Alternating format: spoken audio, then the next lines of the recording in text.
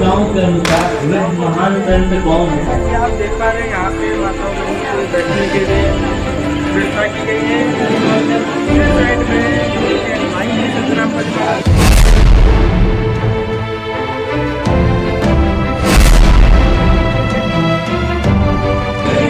बाहर से जो लोग आए हैं उनके लिए भी व्यवस्था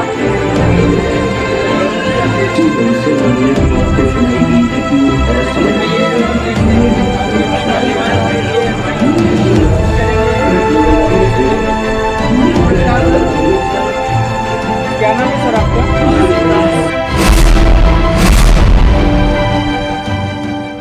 विष्णु जी के अवतार श्री कृष्ण जी आए हुए थे। उन्होंने राजा मोर ध्वज के घर पर एक लीला की थी, जाकर दो साधु रूप बना के। और राजा मोर ध्वज ने अपने पुत्र ताम्र ध्वज को आरे से चीर दिया था। भगवान श्री कृष्ण जी ने उसको जीवित कर दिया था। आप ये कह रहे हो कि सक्षम नहीं है, ये बात मेरे गले उतरती नहीं। तो परमात्मा ने उदाहरण दिया था कि पुत्र बात सुन, यहां तो मोर ध्वज के पुत्र ताम्र ध्वज को श्री कृष्ण जी ने जीवित कर दिया आरे से दो फाड़ कर होने के उपरांत, और उसका सगा भांजा सुभद्रा पुत्र अभिमन्यु महाभारत के युद्ध में मारा गया था। पांडवों का कुलनाश हो रहा था, हाहाकार मची थी। श्री कृष्ण रो रहा था, उसकी बहन रो रही थी, पांचों पांडव टक्कर मार रहे थे। उस समय अभिमन्यु को जीवित नहीं किया उसने। उस समय कहां गई थी उनकी वो सामर्थ्य? तब धर्मदास जी ने कहा था, भगवान इसका उत्तर भी आप ही दे सकते हो। हम तो बस इतने बच्चों जैसे प्रश्न है हमारे, बच्चों जैसी बुद्धि है हमारी। ये भी बात सही है आपकी कि वहां क्यों ना जीवित किया उसको। तो परमात्मा ने कहा कि ताम्र ध्वज लड़के की आयु शेष थी, और जिसकी आयु शेष है ये डॉक्टर एक टांग काट कर दूसरी जगह लगा देते हैं, यहाँ की खाल उतारी वहां जोड़ देते हैं। ये तो एक वैज्ञानिक कर देते इस काम को। और जिनकी आयु नहीं रहती है डॉक्टर फेल हो जाते हैं। खुद डॉक्टर हार्ट अटैक का हार्ट का स्पेशलिस्ट डॉक्टर, और हार्ट की बीमारी से ग्रस्त, रात में गोली टेबलेट खा भी नहीं पाया, 1 मिनट में सांस पूरा हो गया। तो भगवान से बड़ा ना कोई विज्ञान है, ना ये छोटे भगवान है। भगवान तो भगवान ही है, वो समर्थ है, सत्य पुरुष है। तब परमात्मा ने बताया कि ताम्र ध्वज की आयु शेष थी, अभिमन्यु की आयु इतनी ही थी, और ये भगवान इतना ही काम कर सकते हैं। आयु शेष थी तो उसकी राजा दक्ष को दूसरे गर्दन जोड़ दी, चल भाई, लेकिन ये सक्षम नहीं है। अब आगे देखना क्या होता है कि भगवान शंकर ने पार्वती जी की अस्थियां उठा ली और 10,000 वर्ष तक उसको सीने से लगा के पार्वती पार्वती दक्ष माया दक्ष पुत्री करते करते पागलों की तरह भटकता रहा। अपने आत्मा अब ये हम भगवान ब्रह्मा, भगवान विष्णु, भगवान शिव जी को सुखी माने, ये सुखी है, ये सुखी व्यक्ति के लक्षण है। 10,000 वर्ष तक पागलों की तरह खाना ना पीना ना, हाय पार्वती, हाय दक्ष माया, हाय दक्ष की पुत्री। तो हमारे पास ज्ञान का टोटा था, जिस कारण से हमने प्रत्येक को भगवान और समर्थ मान लिया। देखो ऐसा नहीं कह रहा दास, ना मेरे भगवान ने कहा कि ब्रह्मा विष्णु महेश बिल्कुल यूजलेस है। ये जितने सक्षम हैं, जितनी इनकी सामर्थ्य है, उतना बताया है। जैसे एक स्टेट का, प्रांत का मंत्री होता है, और उस मंत्री को, प्रांत के मंत्री को कोई प्रधानमंत्री मान रहा है, तो वो भूल है उसकी। तो परमेश्वर ने और परमेश्वर से प्राप्त ज्ञान से इस दास ने ये इतनी भूल मिटाई है कि जिसको आप समर्थ शक्ति मान रहे थे, श्री ब्रह्मा, श्री विष्णु, श्री शिव जी, दुर्गा आदि को, ये समर्थ नहीं है। ये केवल 21 ब्रह्मांड के अंदर एक ब्रह्मांड, 21 ब्रह्मांड इस काल के, इसमें 21 प्रांत समझ लो। एक प्रांत में ये एक एक विभाग के मंत्री हैं। रजोगुण विभाग के ब्रह्मा जी, सतोगुण विभाग के विष्णु जी, तमोगुण विभाग के शंकर जी।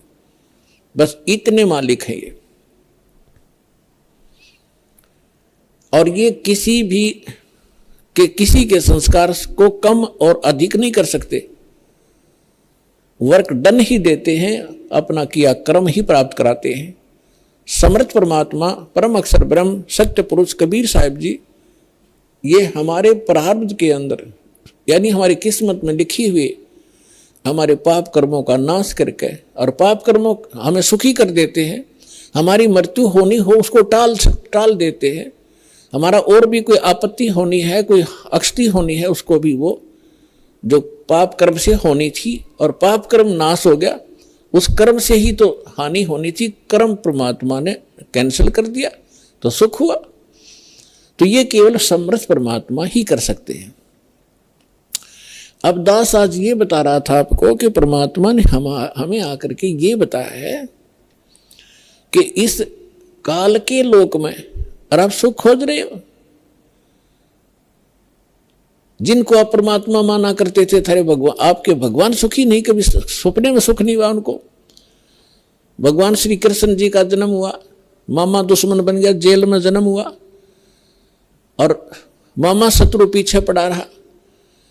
कभी जरा सिंह मारने आ रहा है, कभी शिशुपाल लठ उठा रहा है, कभी जरा सिंह, कभी काल्यवन आ गया। आखिर में भगवान ने यानी ये तीन लोग का जो इतना सामर्थ्य है इस मालिक ने अपने को राहत प्राप्त करने के लिए कि शायद कुछ सुख का सांस मुझे आ जावे, मथुरा छोड़ दी और द्वारका बनाई। बहुत दूर जाके जंगल होते थे पहले, बीच में बिल्कुल कट ऑफ हो जाता था, पता भी नहीं लगता था कहाँ चले गए लोग।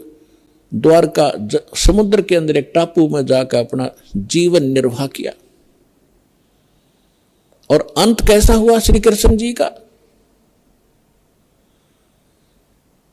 अब भगवान सूक्ष्म वेद में बताते हैं, एक समय द्वारका के किनारे, द्वारका की बनी में, एक तो होता जंगल, एक होती है बनी यानी स्मॉल फॉरेस्ट, छोटा जंगल जो गांव के नगर के आसपास होता है, उसको बनी बोलते हैं। तो वहां बनी में जाकर दुर्वासा ऋषि बैठ गए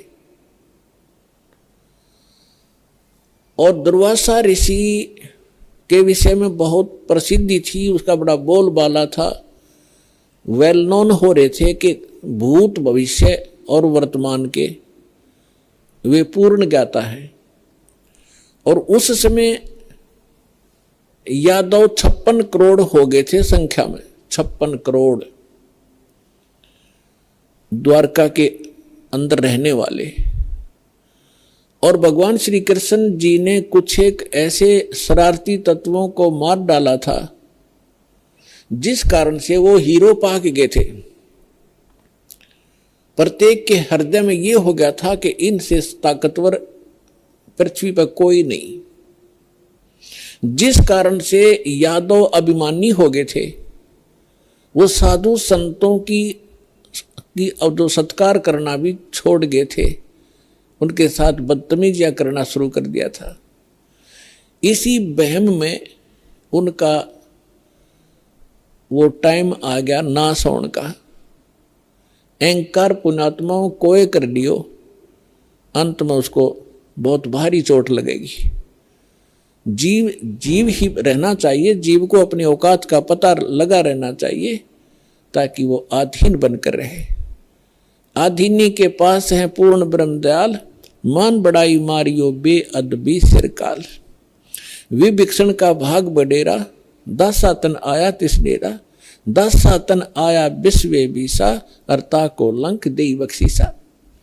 ये उदाहरण देकर समझा रहे हैं परमात्मा के अधीन व्यक्ति के साथ भगवान होता है और यहाँ के जो झूठे मूठे सुख हैं वो भी उस अधीन और भक्त को ही प्राप्त हुआ करते हैं। रावण ने कितनी भक्ति की, सिर भी काट कर चढ़ा दिए, लेकिन अभिमान नहीं गया। जिस लंका को वो रखना चाहता था उस लंका को उसे भी हाथ धोना पड़ा अंत में उस अहंकारी प्राणी ने, और एक अधीन बनकर भगवान की भक्ति करता था। परमात्मा आए हुए थे, मुनिंद्र नाम से आए थे त्रेता युग में, जब मंदोदरी और विभीषण परमात्मा के शिष्य हुए थे। और परमात्मा के ज्ञान से आधीनी आती है, आधीनी शिक्षा पर सभी भगत के गुण संपन्न होते हैं और जिसके अंदर भगत के गुण है वह भगवान रहता है। जिस कारण से विभीषण को वो लंका भी प्राप्त करवाई दाता ने।